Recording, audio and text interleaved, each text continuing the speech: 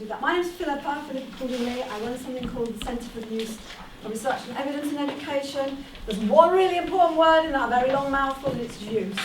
So everything we do is about making research useful for teachers, for leaders, and for learners in classrooms. About a third of what we do is do original research, and I'm going to be working and learning with you in a very active way this afternoon about that.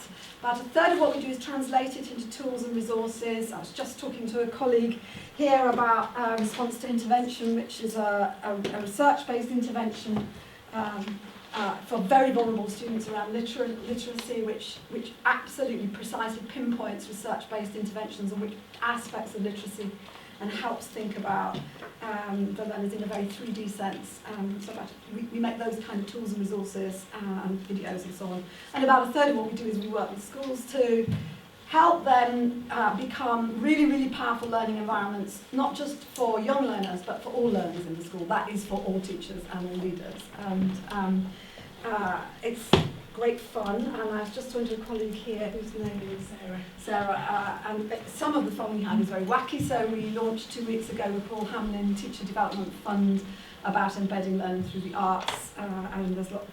So some of what we do is very creative, but what we always try and do is in very disciplined ways. And so what I want to do this afternoon was take you through some of the findings from a two-phase study we did for Teach First about what practice looks like, first of all, in schools that are completely transforming life chances in vulnerable communities, and how are they similar to and different from the things that schools that are really strong, but not necessarily transforming right across the piece in vulnerable communities. And the new research that just come out a fortnight ago, welcome,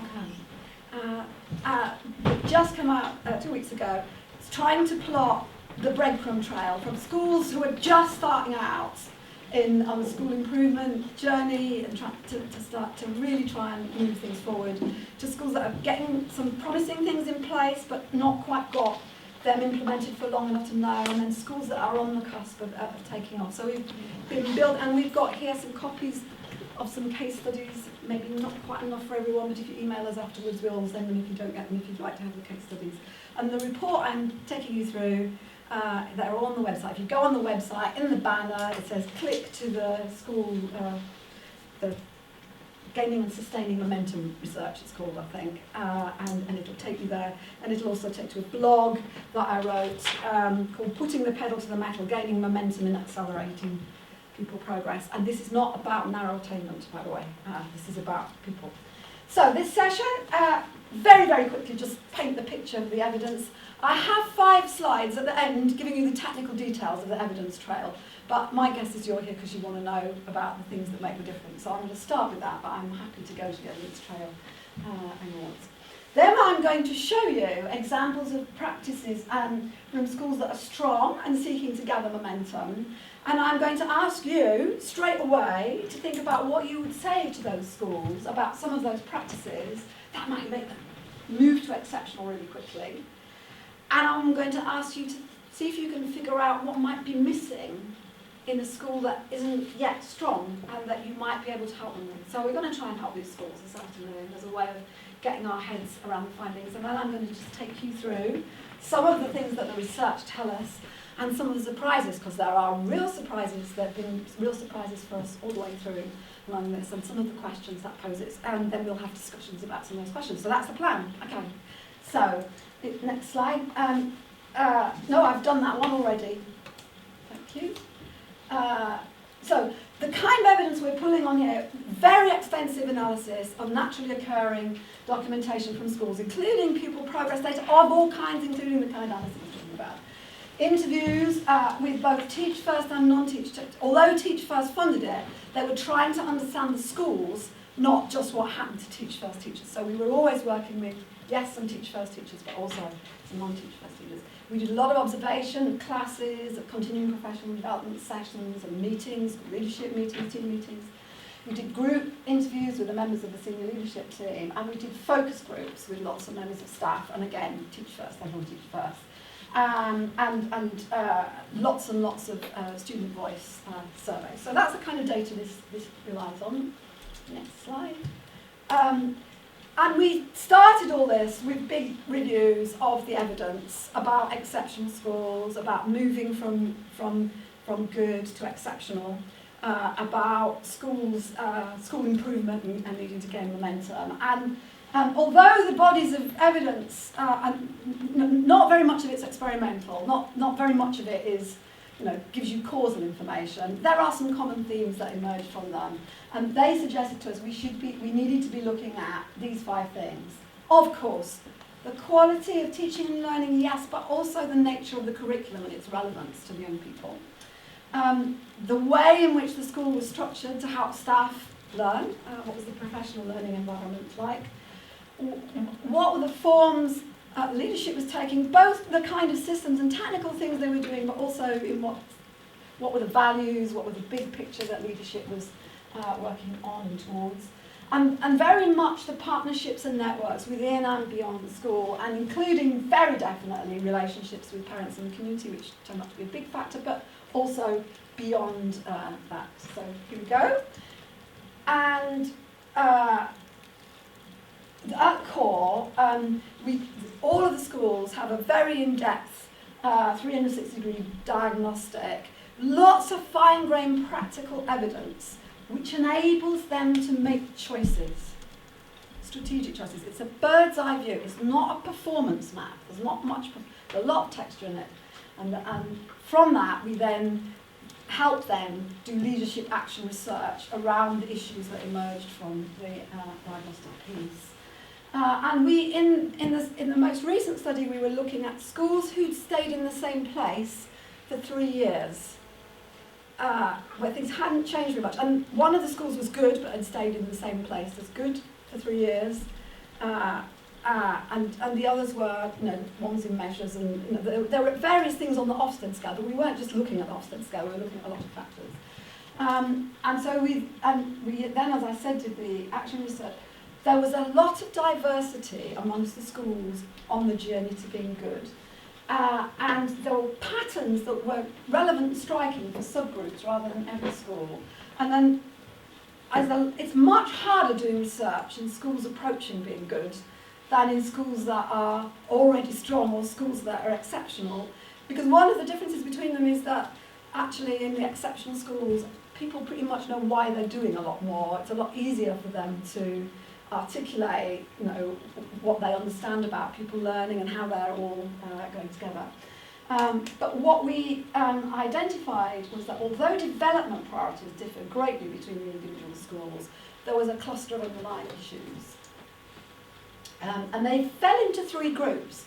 There were schools that were gathering momentum. They got a trajectory of improvement. It was beginning to show through in results, in tests and SATs, but also in achievement more generally. And much more clarity about why, that was the same whoever you listened to, about why people were doing what they're doing, why, what, and the kind of things they were looking for to know whether the changes they were making were reaching into young people's lives and their learning. And there were a group of schools who were approaching momentum. They'd recently done a lot of the things that these schools and the strong schools have done, but hadn't had enough time yet to see whether the young people were really benefiting the way they hoped for. And then schools that were seeking momentum, they'd identified some but not all of the building blocks. And actually there were a couple of big things in the way they needed to get out of the way. And we, on the basis of our initial analysis last year, we predicted, where they would be in various, in achievement and attainment terms, and it was accurate, thank God, because it was a bit scary. Okay, so what was going on? So I'm going to show you a table in a minute. Now these are the things that we see in strong schools, and with a partner, someone sitting near you, I want you to take 1 or 2 cells and agree together something you think the strong school might do more or differently to push strong practice towards really being exceptional in reaching deep into students' lives and pupils' lives. And just to give you an example of that, strong schools, they have some people leading really important deep work with parents. But in exceptional schools, absolutely everyone thinks that working with parents and carers beyond the school is everybody's responsibility, and that understanding the children and older learners' lives as they exist outside school is part of everybody's business. They see their business. So that would be an example. And then when you've done that, I'm going to pull that together, and then we're just going to then look back at the cells and think, and what might a school that needs to gain momentum not be doing that strong schools are doing? Colin? Sorry, can I just make a really quick announcement? So the Andrew Old session in session 5 will not be running. Andrew Old session will not be running. Okay. Sorry, to this session. That's all right, Steve. Thank you. Okay, so if we go to the table. So what would be very kind, can you see that from here? Okay. What would be very kind if people on this side of the room could choose a cell, one cell from this column, and then another that you'd like. And if people, now perhaps those 2 rows, and then if these 2 rows could choose one from the middle and another one, and then if those people could choose that side, then when we have feedback, we'll have a good spread of cells. Choose one from the column you're in relation to the room, and then another one that you find interesting. So, what is it, if you think about coaching and mentoring is fluid and relatively spontaneous, what might you say to that school about making coaching fulfill all of its potential for learners? Okay, and then take another one, and then we'll feedback from that, and then we'll think about what might be missing in the other schools. Go, 5 minutes to start, and then I'll do a time check. Oh, jolly good. I can never get my little finger to go down. That's excellent. Thank you very much for coming back together. So now let's just think whether we needed to do all this research, because maybe you've got all the answers yourself. So who talked about coaching and mentoring? You did, I think, didn't you, Amy? Okay, so you say what you thought you'd be saying to these strong schools to help them be completely exceptional. It was both of us. Yeah. But I only remember your name. I'm really sorry. You're Rachel.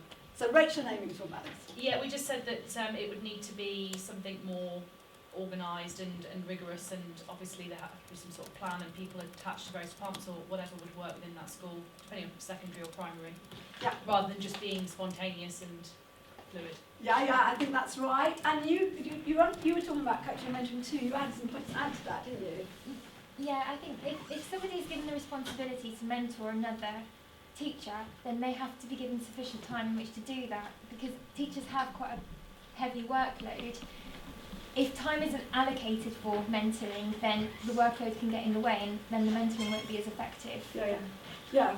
Fluidity can just be another word for magical thinking, can't it? We're pretty much saying the opposite. Okay. Actually, if the conversations are without blame and something that happens constantly, then actually that could be a way of, because you're taking the blame out of it, you're taking the sort of structured, we're going into this session, I'm the one in charge and I'm telling you this, which is what can happen in a coaching session. Or you've got something where somebody's expertise is just being fed down constantly, but there's no sort of blame. It's there, and the discussions are happening all the time, so they don't feel as structured. Okay, so part of what you're talking about is the quality of the coaching and mentoring. Yes. So I'm not sure they're in opposition, because what's happening in the exceptional schools is one of the things they invest in massively is professionalising professional learning. You don't get to be a mentor or a coach unless you've had the chance to be trained in really deep, high-quality mentoring and coaching, and it's part of something quite formal and structured. So you're kind of all right, that they're not in competition with each other, but there are spaces, and it's planned, it's part of an expectation, but there's a lot of training, and people have a chance to have support for evaluating whether the coaching's working, not just for the teachers being coached, but for their learners. But where's the quality control? That's my dilemma. Because I really feel coaching and mentoring seems so easy, and so many schools say, yeah, we are doing coaching and mentoring. And I personally, I find it so hard, and I do it every day. Yeah. And I just always think it's very great to see how schools are doing it. Absolutely. And so that was the difference between the exceptional schools and the strong schools. All the strong schools said we have a coaching culture, but when you listen to the staff, they said the only coaching conversations they could recognise were in performance review discussions or conversations by the kettle, which weren't coaching at all. And so there is really, in the exceptional schools, you're absolutely right. If you are a coach or mentor, somebody will constantly be coaching you in your coaching and mentoring, A, and B, they will be evaluating whether the coaching and mentoring you're providing is reaching into your professional life and practice and the learning of your youngsters. That's what I mean by professionalising CPD. So, very interesting point. So, should we try another cell? Someone who talked about something else.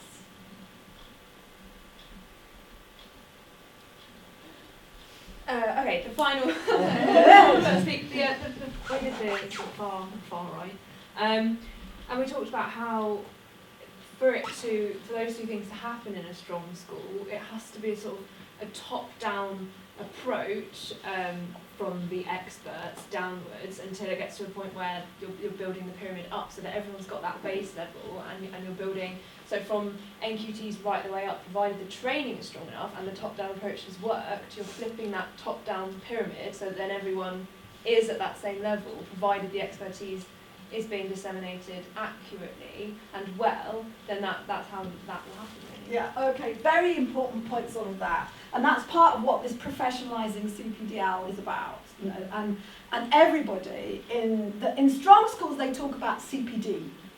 In exceptional schools they talk about CPDL, continuing professional development and learning, and they talk about everybody's entitlement and responsibility to take charge of their own learning, to make sure they're making good use of the opportunities they've got, and then they have those strong opportunities. So it's another way of saying the same thing.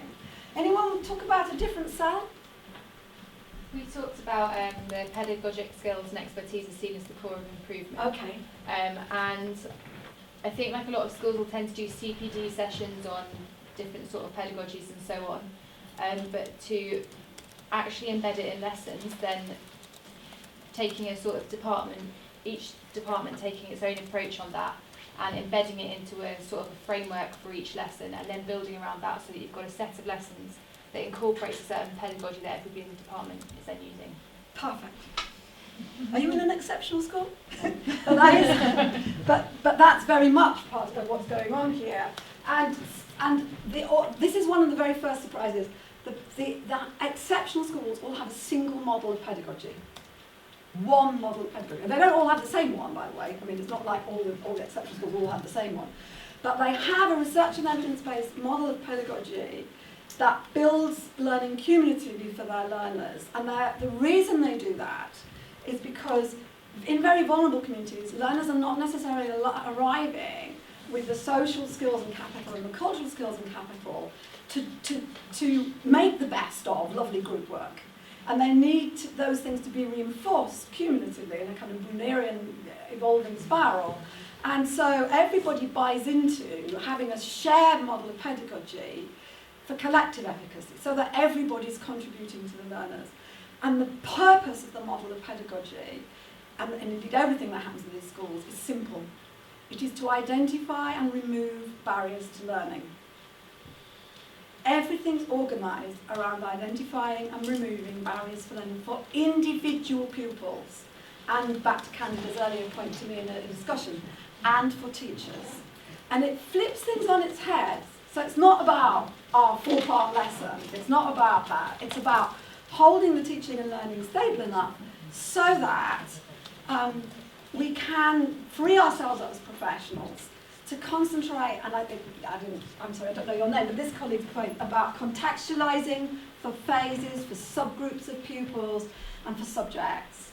So that another of the big difference between the strong and exceptional schools is very definitely that in the strong schools, pedagogic skills are seen as more important than depth in content knowledge.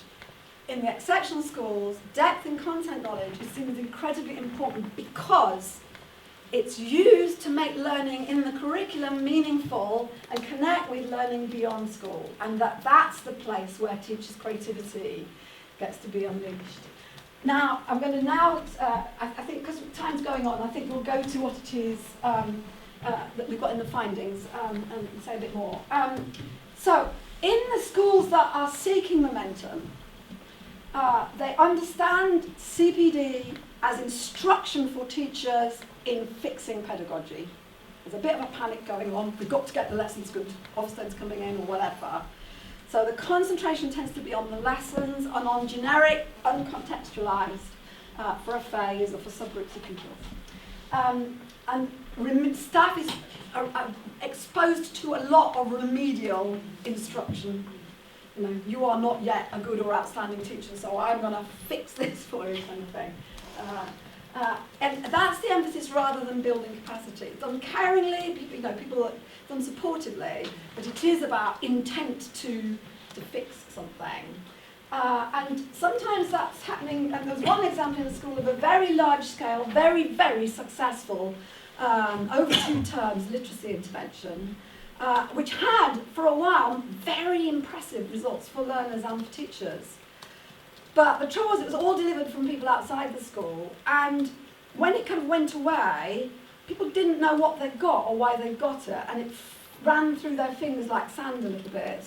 And nobody in the school had got an underpinning rationale or knew how to reinforce it, and they hadn't built CPD capacity while they were doing it. So it helped fix some things and move forward, but it didn't create momentum.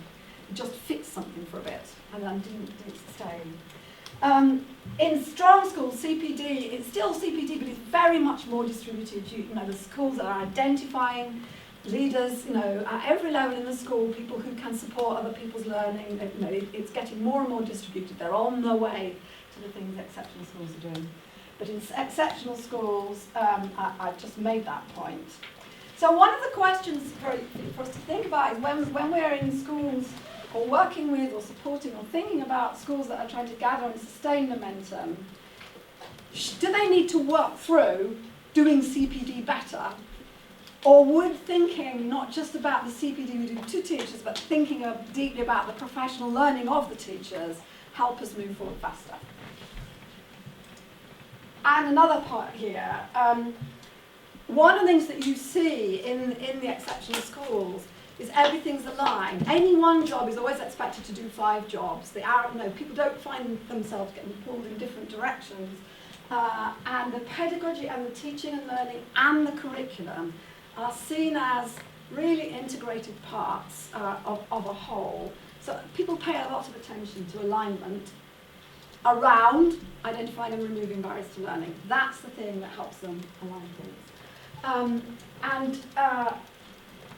Strong and gathering momentum schools are getting more and more focused on alignment, less doing stuff and more making it coherent, but they're not there yet. And approaching and seeking momentum schools focus on something else instead that gets to be a problem. They focus on consistency. What does Ofsted say? It says consistency. What does the school improvement do say? It says consistency. And the trouble with focusing on consistency is if you don't know why you're doing the thing you're being consistent with, if you haven't got a practical underpinning theory about it, then you end up feeling like it's low-level compliance.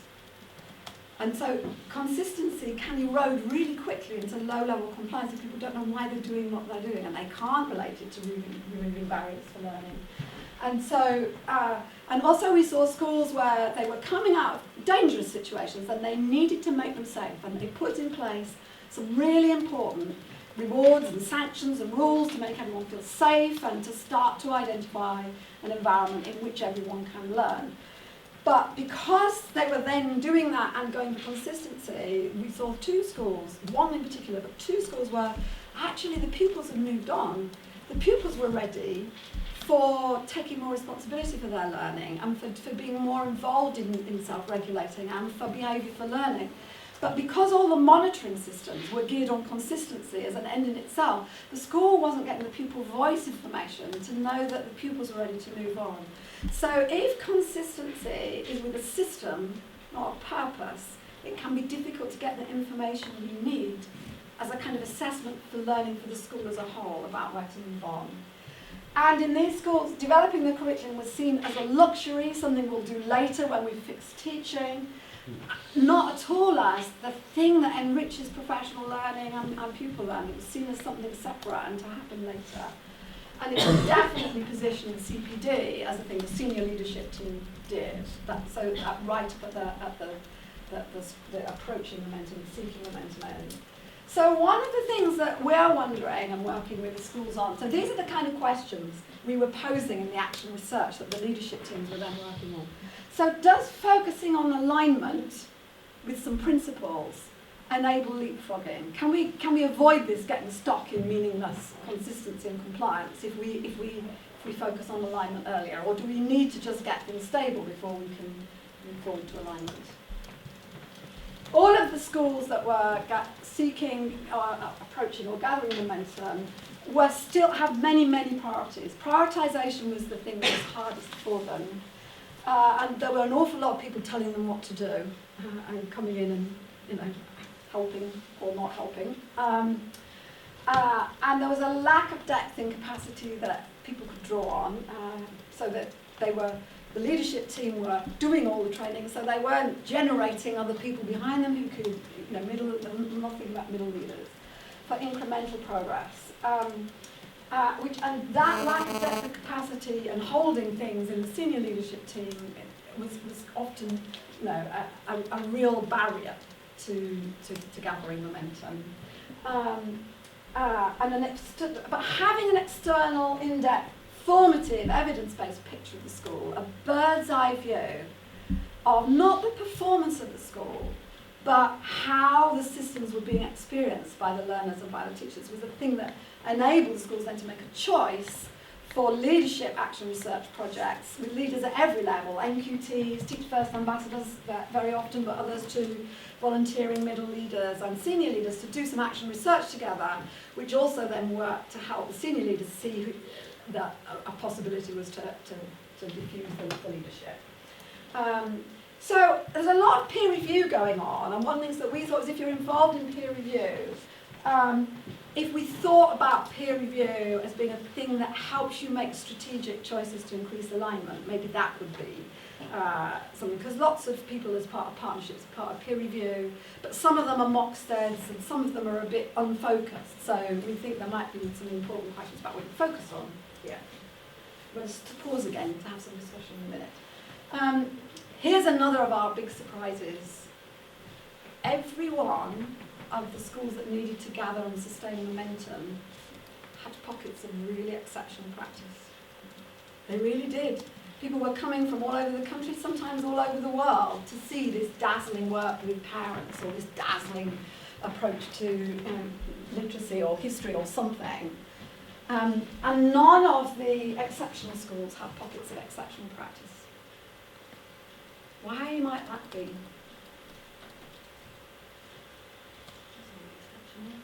It's all exceptional. Well, actually, that's interesting. And no, it wasn't. Everything was good, but it was aligned around identifying and removing barriers to learning. So we thought that was, we absolutely thought what you thought. Is that if you are trying to align pedagogy, then you're kind of almost crushing certain people's creativity, like individuals can't perhaps flourish with their own idea because it's got to be aligned as a whole school. Very interesting. I mean, I don't think anyone's crushing anything in these exceptional schools. And if you talk to the teachers, they would say there's space for our creativity, but it's about making learning meaningful, and it's about challenging us to learn what mathematics means in a life beyond school, challenging us to understand what science means and make it meaningful. It's just in a different place. But you are right, there are no smarty points in exceptional schools for dazzling. And what was happening in these schools that need to gather momentum was you get the pocket, and so people would come and say, well, what is it you do? They want to know what the practice is. They're all looking at the practice. And they're not looking at the learning underneath. They're bedazzled by the stunning practice. And the kind of stunningness is stopping everyone thinking about why and how's it working for the learners. And so what's happening is that people are expecting the practice to trickle through and spread out and trickle down. And so then that's getting pushed at other teachers instead of figuring out where the other teachers' starting points and strengths are and working out from that. So it gets set up as sharing. And you know what? Who benefits from sharing? Sharing. The sharer always. Just look at that report about teaching schools from Nottingham. Same is true of the Beacon schools. The same is true of mentors and coaches, actually. The people, it turns out to be that learning to teach other people, especially learning to teach other teachers who are on the whole an extremely engaged, critical and discerning audience, is a really good way of learning something. So the pocket of excellence is a kind of place for sharing, not necessarily a great place for learning. And it isn't that we shouldn't have pockets of excellence, but we have to set them up in ways that are really careful about enabling others to learn through and from them. And that's a subtler, longer term thing, isn't it? So in the exceptional schools, all the practices were good, but they were linked with each other. And the design in the pedagogic model, which kind of held things steady, some of these schools had very high turnover somewhere in London, and some of these schools that were so good had high turnover because people were propelling themselves forward. So the steadiness of the ship was held by having a strong model of teaching and learning that was designed to be cumulative for learners. So the emphasis wasn't on dazzling teachers, it was on dazzling learners. That's the point of organising everything, to identifying and removing barriers to learning. And so we're wondering about what would be the effect. When we go in and we try and support schools, or if you're in a school that needs to move forward or wants to move forward and everyone's in that learning phase, just what would be the effect instead of trying to change practice? Just saying, okay, well, what does this mean for identifying and removing barriers to learning? So just to take, if you just take behaviour for learning, in the exceptional schools, if a youngster is struggling in some way and starting to behave in ways that are counterproductive, they go, fascinating, interesting. What are the barriers to learning that are triggering this? It's a great clue to help us decide how to intervene, not a challenge to our authority or we better strengthen the systems. So that would be a good example of that. So it seemed to us that, that was a good, that was a question that some of the schools explored coming out of this in their action research and still are. Subject knowledge. In the strong schools even, there's not much emphasis on depth of subject knowledge. What people are really looking for is quality in teaching and learning, and it's seen as a separate issue. But in the exceptional schools, depth in content knowledge is seen as, just as Alison was showing us this morning, depth in the content knowledge is what enables the teachers to see the barriers to learning and intervene skillfully in them. And so the emphasis on depth of subject knowledge for a purpose. And I think part of the reason we've been getting stuck as a system around subject knowledge is it's kind of got that hierarchy of knowledge behind it. Have you got a degree in X? And we kind of reifying it, we're making it a thing in its own right. And saying subject knowledge is the thing. If we start doing that and we start thinking, well, what's depth of content knowledge for? And how does it help us respond to barriers to learning and remove them? Then maybe all this kind of, swinging pendulum about whether subject knowledge matters or not helps us go back to your words, actually. What is your name? Letty. Letty's point about contextualisation. What depth of content knowledge enables us to do is take and see the learning in all its forms, including the misconceptions, listen our way in the way Alison was modelling it for this morning, and then make the assessment. And the more complex the learning need, the more we have to listen our way in. The more it looks like a student needs a good talking to, they need a good listening to. And it's the depth of content knowledge that makes it easier for us to listen. Have you actually looked at what teacher self-perception is about their own depth of subject knowledge and content domain knowledge? Yes. So pedagogical knowledge is really aside there, but really their domain knowledge. That was a thing. Is that the part that you did there? Yeah, so we looked at that. I mean, we didn't test it scientifically, but we listened our way in to what do you think is important about what you know, about your students, about your subject, about the content, about the curriculum, about who you are as a professional. So and in the exceptional schools, teachers focused on the importance of it. Yeah. Yeah, I'm not surprised. For a purpose, but for the purpose. Yeah. Because I think this happens because they could all. If I was to describe one thing about the talk of the teachers in the exceptional schools, it was just everybody knew why they were doing stuff, and it was always about the learners. I'm really sorry to stop the fun, but we're out of time. Okay. Right. Okay. Well, thank you very much, everybody.